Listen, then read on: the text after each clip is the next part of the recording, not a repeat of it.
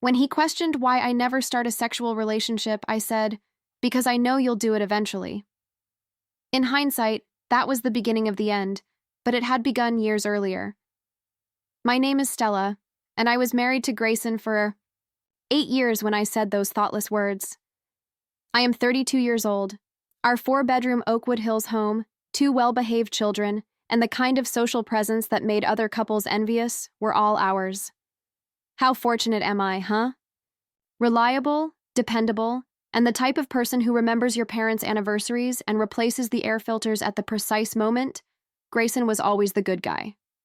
All of my friends told me that I had struck gold when we first met in college, a man with real-life ambitions who could cook more than ramen, and didn't believe that planning for the future meant choosing which bar to visit the following weekend. That seemed sufficient to me at the time. After spending your early 20s with men who couldn't commit to a coffee date, let alone a relationship, stability looked like a good thing. Our honeymoon was at a location frequented by celebrities, our wedding was Pinterest perfect, and then reality set in. Within a year, Emma was born, and 2 years later, Noah. Our marriage became utilitarian, not bad, just there, like the refrigerator humming in the background, somewhere between handling tantrums and making mortgage payments. Until it breaks, you don't give it any thought. Grayson was the first to notice the shift, or at least he made an effort to discuss it. He commented, "You seem different lately," one evening while I was browsing Instagram. "Like you're here, but not really here." I said, "I'm just tired," without raising my eyes from my phone, the standard response from mothers everywhere. "Work is tough, and the kids are tired, you know what I mean." He accepted my explanation with a nod, as he often did, maybe too readily. With a note of nostalgia in his voice, he asked, "Remember when we used to stay up all night just talking?" He laughed, but it didn't reach his eyes. "We were younger then," I replied dismissively, "and we didn't have 2 tiny terrorists destroying our sleep schedule." I may have recognized it as the sound of something cracking if I had been listening, but I wasn't listening. Not to him, anyhow. As usual, the topic of relationships came up during dinner with our friends Tanya and Mark that weekend. They were going through a difficult divorce. She had responded by inadvertently backing over his golf clubs in the driveway after he had cheated on her with someone at work. "I don't get it," Tanya replied, pointing with her wineglass between Grayson and me. With a smile, Grayson drew me in. 8 years, and you still act like you like each other. What's your secret?" he asked. He said, "Communication. The ideal husband with the ideal response." I took a big swallow of my wine and attempted a grin, saying, "We talk about everything." Would Tanya still believe that we had communication if she understood that it was primarily about scheduling and billing? If she understood how I tensed when Grayson touched me, not because I didn't like him, but because I felt nothing, it would be the ideal marriage. Would she still be envious of us? I completely expected Grayson to grumble about being the babysitter when Jaime texted about her birthday celebration at Skyline Lounge the next weekend. "You should definitely go," he said instead, planting a kiss on my temple. He was always very understanding and kind, saying things like, "You deserve a night out, I'll handle the kids." In order to feel something, I occasionally wanted to shout and push him until he pushed back. Rather, I thanked him and began to arrange my clothes in my head. I worked harder than I had in years to look nice that Friday night. Motherhood had altered my body like some cosmic practical joke, causing my black dress to feel snug in new places. However, when I glanced in the mirror, I saw only Stella and not the mother of Emma and Noah or Grayson's wife. "Wow," Grayson exclaimed, his eyes wide from the doorway. "Thanks," I murmured, putting on another layer of mascara. "You look amazing." He nodded, studying me with a look I didn't want to read, and said, "Don't wait up. Jaime's parties usually go late." When I got there, the enthusiasm in the Skyline Lounge was palpable. "Just text if you need me to come get you." When my friends saw me, they squealed, pushed drinks into my hands, and dragged me onto the dance floor since Jaime had reserved the VIP area. I was dancing after 2 drinks and giggling uncontrollably after 3. It was like emerging from a fog I was unaware I was in. When I caught him staring, I noticed that he was tall, broad-shouldered, and observing me with eyes that didn't turn away graciously. Instead, he grinned with assurance and without regret.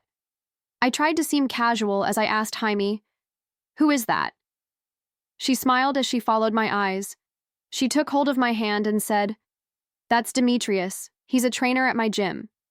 "Gorgeous, right? And single. Come on, I'll introduce you."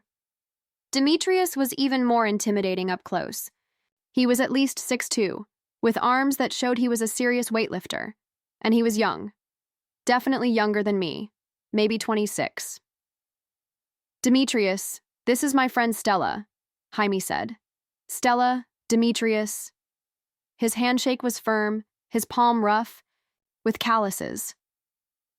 "Nice to meet you, Stella," he said, my name sounding different in his deep voice. "Can I buy you a drink?" The responsible answer was no. The responsible thing was to mention my husband, my kids, and my life. Instead, I heard myself say, "I'd like that." Jaime disappeared into the crowd, leaving me alone with this stranger who made me feel more alive in 30 seconds than Grayson had in years. One drink turned into two. Dancing turned into his hand on the small of my back, guiding me to a quieter corner. We talked about nothing important. Not once did I mention Grayson or the kids. Not once did it feel like betrayal. It just felt like being awake after years of sleepwalking. "Want to get some air?" he asked, his lips close to my ear, sending electricity through me. I nodded, letting him lead. Lead me up to the rooftop garden. It was chilly, and without asking, he draped his jacket over my shoulders. It smelled like expensive cologne and raw masculinity. "You're not like Jaime's other friends," he said, studying me with those intense eyes. "What's that supposed to mean?" With a low growl, he laughed when I asked, pretending to be offended. "The majority of her gym pals are protein shakes and competition schedules. You appear to be different." I blurted, "I'm a married mom of 2, if that's what you're asking," before I could stop myself because I wanted to see if that would make him bolt, but he just nodded slowly. "I figured you've got that."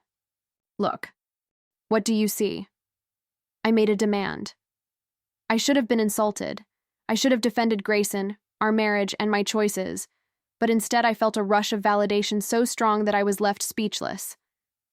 This stranger saw me, really saw me, in a way Grayson hadn't seen me in years. "The look of someone who deserves more than she's getting," he said simply. "We shouldn't," I whispered when we finally broke up, even though my body was screaming the opposite. What followed seemed inevitable. His hand on my face, my lack of resistance, and a kiss that began gently but soon turned into something else entirely. Hungry, demanding. Nothing like the routine pecks Grayson and I shared. "Probably not," he said, caressing my bottom lip with his thumb. "But I'm pretty sure we're going to anyway." When Jaime saw us lingering on the rooftop after midnight, with his hair mussed from my fingers and my lipstick long gone, she arched an eyebrow but said nothing more than, "We're going to my place for the after party." "Are you two coming?" I should have gone home, ordered an Uber, and done a number of other things differently. But instead I ended up at Jaime's apartment in the heart of downtown, still with Demetrius, ignoring a text from Grayson asking if I was enjoying myself. There were guest rooms set up in case anyone wanted to crash, and then it was just Demetrius and me in the living room, the tension between us electrifying. Jaime drunkenly announced she was going to bed, slurring, "Mi casa es su casa," as she staggered toward her bedroom. I said, "I should probably go," without a single step. "Probably," he said, just as motionless. "Then I have nothing with me. I mean, protection." It was my final opportunity to act morally, but instead I heard myself respond, "That's okay," in a voice I could hardly identify, and his eyes darkened. "Are you certain about that?" Demetrius was all intensity and demand, his big hands leaving invisible marks everywhere they touched. He wasn't gentle or careful or considerate. He took, claimed, and consumed, and I loved every second of it. I wasn't sure about anything other than the fact that I wanted to feel something, anything other than the numb routine my life had become. I'm sure what followed was nothing like sex with Grayson. Afterward, reality began to creep back in. I had just cheated on my husband. I had just had unprotected sex with a virtual stranger. I had crossed a line that couldn't be uncrossed, and yet I felt no regret, no crushing guilt, just a strange clarity. It was like finally admitting a truth I'd been denying for years. My marriage had been sexually unfulfilling from the beginning. Grayson had never made me feel the way Demetrius had in one night. "This doesn't have to be complicated," Demetrius said, reading my thoughts. "This was just physical, one night, no strings." I was grateful for his directness, for the lack of false promises or morning after awkwardness. "No strings," I agreed. When I got home the next morning, Grayson was making pancakes with the kids. He smiled, asked if I had fun, and didn't question my vague answers. He kissed me hello, and I let him, wondering if he could somehow tell that everything had changed. But nothing changed, at least not visibly. Life went on. I made lunches, attended meetings, and drove carpools. Only I knew about the chasm that had opened inside me, a secret that hummed beneath my skin. Over brunch the next week, I told Jaime and Tanya everything. Neither was shocked. We'd all been friends long enough to have witnessed each other's worst moments. But Tanya was concerned. "Are you going to see him again?" she inquired. "No," I firmly said. "It was only one night. That was all that was required." "And Grayson?" "Are you going to tell him?" Jaime said. Tanya cocked an eyebrow and said, "If it didn't mean anything, why did you do it? It would just hurt him." "God, no, what would be the point?" The question made my stomach knot. I didn't have a good answer then. Now I do. Because for one night, I wanted to feel desired, rather than convenient. I wanted passion instead of comfort. I wanted to be selfish after years of putting everyone else first. The truth is, sleeping with Demetrius didn't ruin my marriage. It just made me finally admit what I'd been denying. Grayson and I had settled into a tepid companionship that lacked any real fire. The sex had never been mind-blowing, even in the beginning. I just convinced myself that passion wasn't important in a mature relationship. After that night, intimacy with Grayson became even more of a challenge. Not because I was pining for Demetrius, I barely thought about him as a person, but because I now knew what I was missing. Each time Grayson touched me, I had to fight.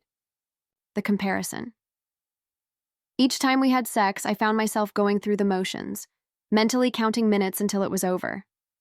I never reached out to Demetrius, and he never contacted me. True to his word, it was just one night, but that didn't stop his name from coming up whenever my closest friends and I had wine nights. "Remember when Demetrius absolutely ruined Stella?" Tanya would joke, and we would all laugh like it was just another funny story. "I could barely walk the next day," I would add, feeding the legend while Grayson was at home with our kids. Those moments of secrets being shared made me feel powerful. Getting away with something, the thrill of the deception, was almost as intoxicating as the night itself had been. However, as the years went by, Grayson grew more withdrawn and uncertain, trying harder in bed, buying books and toys, and suggesting new positions or locations.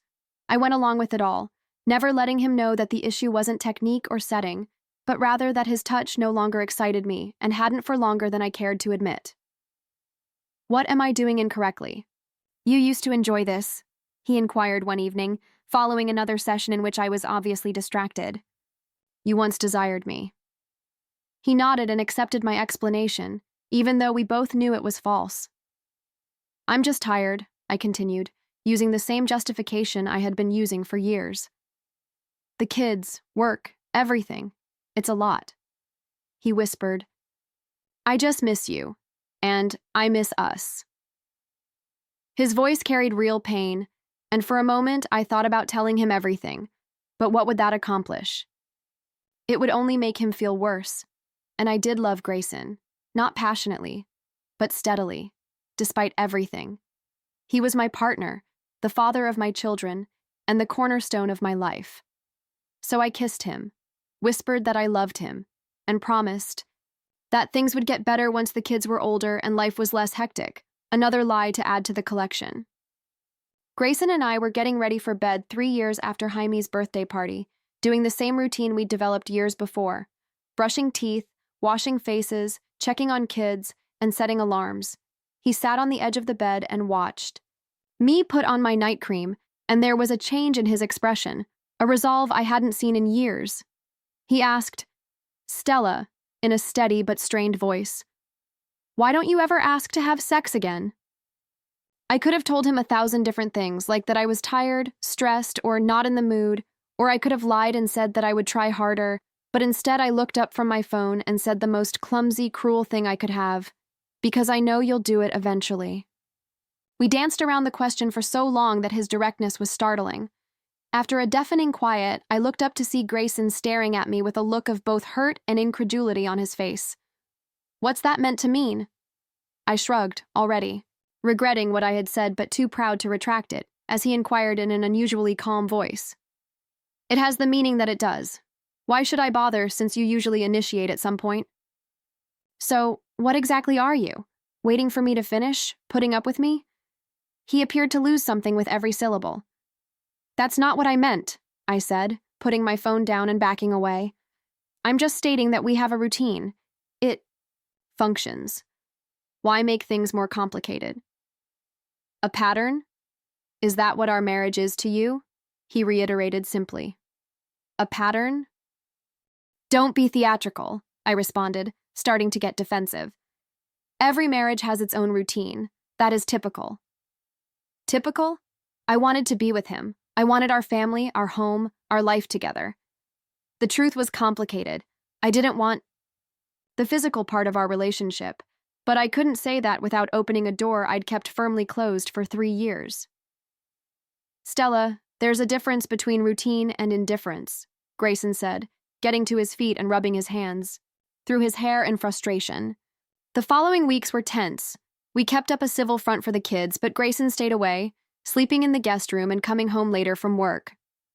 I alternated between trying to act like nothing had happened and becoming more and more irritated with what I perceived as his childish behavior. That night, for the first time in our marriage, Grayson slept in the guest room, and I lay awake, alternating between anger that he was making such a big deal out of one thoughtless remark and worry that something had changed between us. Then came the text that made all the difference. Jamie's message on my phone buzzed as I was eating lunch with Tanya, saying, "Emergency! Mark just gave me a call. Grayson is aware. Call me right now." My blood froze. What exactly does Mark know? I excused myself from lunch and called Jamie from the restaurant restroom. Mark, Tanya's ex-husband and Grayson's college friend, had been at parties where we joked about Demetrius. Mark, nursing his wounds from Tanya's betrayal, had decided to share what he knew with Grayson. The pieces fell into place with sickening clarity. Jamie's voice was filled with terror as she replied, "Tanya told him about Demetrius years ago." I questioned, my pulse pounding. It seems that he has been holding on to it for a long time, and now that they are no longer together. "What was it he said to Grayson?" I hardly raised my voice above a whisper. I ended the call and stood motionless in the bathroom stall, my mind racing. "I don't know exactly," Jamie said, "but Mark texted me saying, we should be ashamed of ourselves for covering for you all these years." This couldn't be happening. Not after 3 years, not when I'd been so careful. The affair had meant nothing, just one night of rebellion, of feeling desired. It wasn't worth ruining my family over. I drove home in a daze, practicing explanations and denials, and there was Grayson's car waiting for me when I pulled into the driveway, hours before he should have arrived home from work.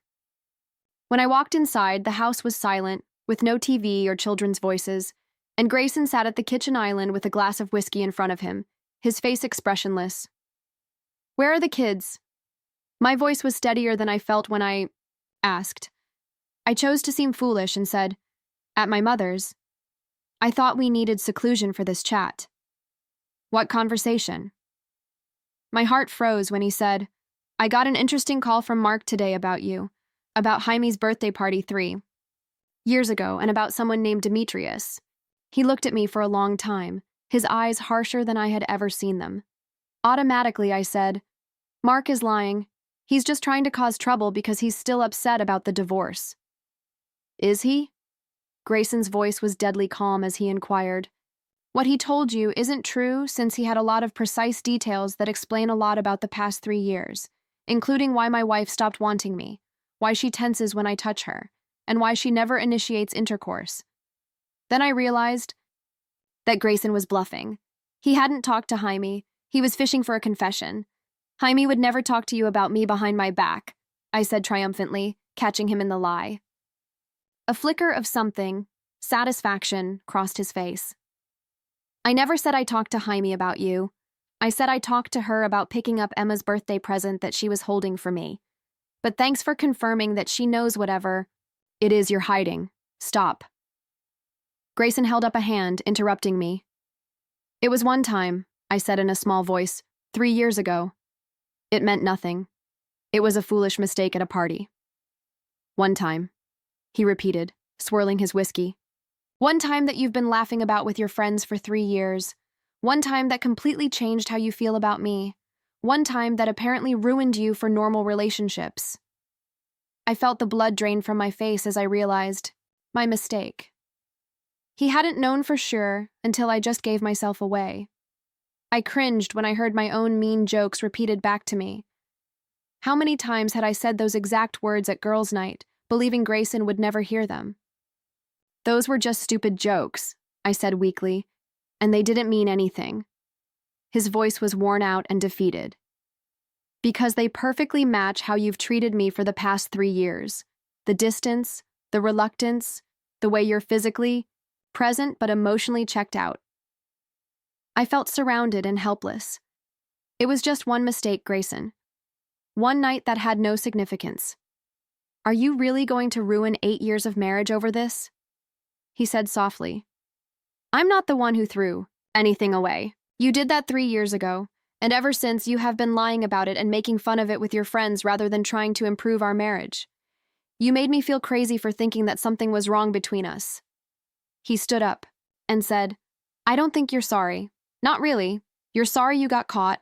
You're sorry your comfortable life might be disrupted, but you're not sorry for the act itself or for the years of deception that followed. What do you want me to say? I asked, tears finally starting to well up in my eyes. That I'm sorry? Fine, I'm sorry. It was a mistake. It won't happen again. He was right, of course, though I wouldn't admit it. I wasn't sorry about Demetrius. That night had been an awakening, a glimpse into what passion could feel like. What I was sorry about was the possibility of losing the stability and security that Grayson provided. What happens now? I asked, suddenly exhausted. Ed, I'll be staying at my brother's for a while, he said, picking up a duffel bag I hadn't noticed by the door. I've already talked to a lawyer about separation papers. You can stay in the house with the kids for now. They shouldn't have to be disrupted because of your choices. Separation? I repeated, panic rising. This was moving too fast. Don't you think we should talk about this? Maybe try counseling? Grayson laughed, a hollow sound with no humor in it. Now you want counseling after 3 years of lies? After I practically begged you to go to therapy with me? People make mistakes, Grayson, I said desperately. One night shouldn't erase 8 years together. It's not about the one night, he said, his voice breaking slightly. It's about who you've shown yourself to be, someone who could cheat, lie to, my face for years, laugh about it behind my back, and then tell me with a straight face that I'm overreacting. That's not the person I married. That's not someone I can trust with my heart anymore. With that, he picked up his bag and walked to the door. He paused there, not looking back. I'll call tomorrow about arrangements for the kids. Don't try to contact me. Otherwise, my lawyer will be in touch. And then he was gone, leaving me standing alone in the kitchen of the home we built together, with the ruins of my carefully constructed life scattered around me like broken glass. 3 months later, the divorce was finalized. Grayson was unfailingly fair in the settlement and remained a devoted father to our children, but he never came home. He never gave me a chance to explain or make excuses. He never wavered in his decision that our marriage was over. My friends gradually distanced themselves, uncomfortable with their role in my deception and its aftermath. Even Jaime, who had been my confidant for years, stopped returning my calls. After a while, it turned out that people who help you lie aren't eager to stick around when the truth comes out. I kept the house, the furniture, and half of our savings. On paper, I didn't lose much, but as I wandered through rooms that suddenly seemed too big, too quiet when the kids were with Grayson, I was forced to acknowledge a truth I've been avoiding. Actions have consequences, even when you've convinced yourself they don't. The worst part isn't losing Grayson or even losing my friends. It's knowing that I still don't regret that night with Demetrius. What I regret is thinking I could have it all, the passion and the security, the thrill and the stability, without making difficult choices or having uncomfortable conversations. So when people ask what happened to my marriage, I tell them we grew apart. I mention my stupid comment about intimacy as if that was the turning point. I never mentioned Demetrius or the real reason everything fell apart. Some secrets, it seems. I'm still determined to keep, even after they've cost me everything that actually mattered.